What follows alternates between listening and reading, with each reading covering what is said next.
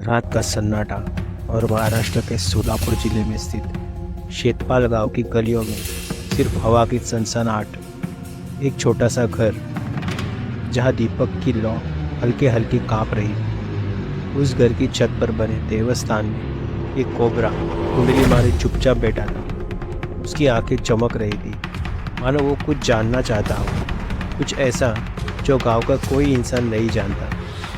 कहते हैं शेतपाल में सांप सिर्फ सांप नहीं बल्कि एक प्राचीन रहस्य के रखवाले हैं। कई साल पहले एक साधु इस गांव में आया था। उसने कोबरा की गुफा से एक चमकती मणि चुराने की कोशिश की, लेकिन जैसे ही उसने मणि को छुआ गांव की जमीन कांप उठी और वो साधु कहीं गायब हो गया और फिर कभी नहीं लौटा। उस रात से शेतपाल के हर घर में कोबरा ने डेरा डाल दिया।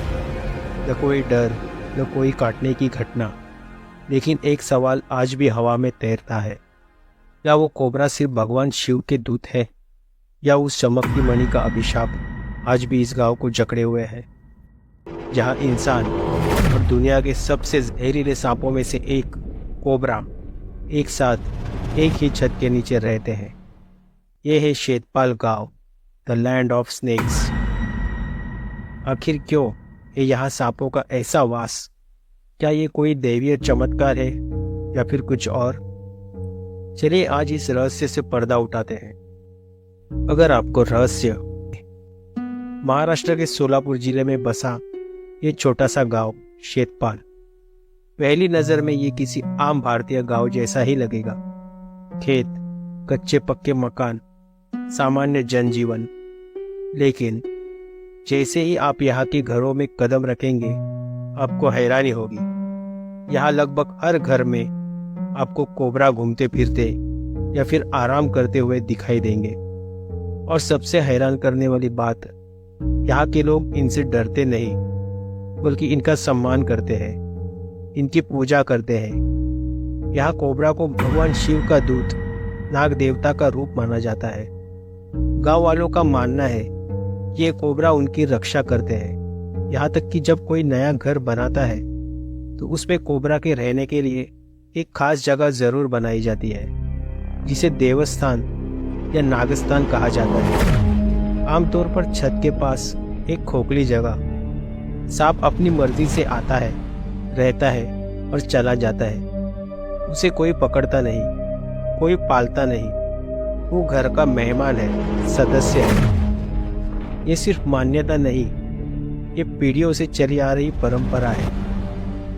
गांव के बड़े बुजुर्ग बताते हैं कि उन्होंने कभी अपने घर में कोबरा के बिना रहने की कल्पना भी नहीं की। बच्चे इन सांपों के आसपास खेलते हुए बड़े होते हैं।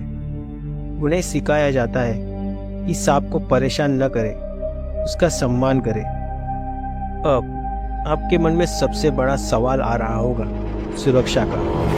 कोबरा तो बेहद जहरीला होता है, फिर यहाँ लोग सुरक्षित कैसे हैं? या कभी किसी को सांप ने काटा नहीं? यहीं पर शेतपाल का रहस्य और गहरा होता जाता है। गांव वालों का दावा है कि आज तक गांव के किसी भी घर के अंदर किसी भी सदस्य को कोबरा ने नहीं काटा। जी हाँ, आपने सही सुना। सदियों से चली आ रही इस परंपरा में घर के अंदर किसी भी घातक घटना का कोई रिकॉर्ड नहीं बताया जाता। ये कैसे मुमकिन है? क्या ये वाकई भगवान शिव का आशीर्वाद है? क्या सांपों ने इंसानों के साथ रहना सीख लिया है, या इंसान और सांप के बीच सम्मान का एक ऐसा रिश्ता बन गया है जो डर पर हावी है?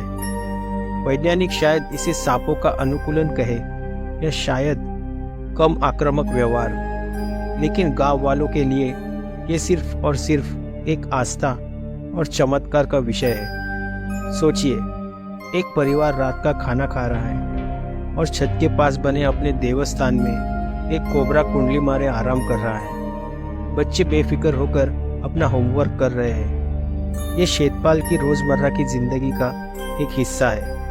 कहते हैं एक बार एक शहरी मेहमान गांव में आया। उसे जब पता चला कि जिस घर में वो रुका है वहाँ कोबरा भी रहता है, तो वो डर के मारे रात भर सो नहीं पाया। सुबह जब उसने देखा कि घर का एक छोटा बच्चा सांप के पास रखी कटोरी में दूध रख रहा है और सांप शांति से देख रहा है तो उसकी हैरानी का ठिकाना नहीं रहा। उसने पूछा, डर नहीं लगता?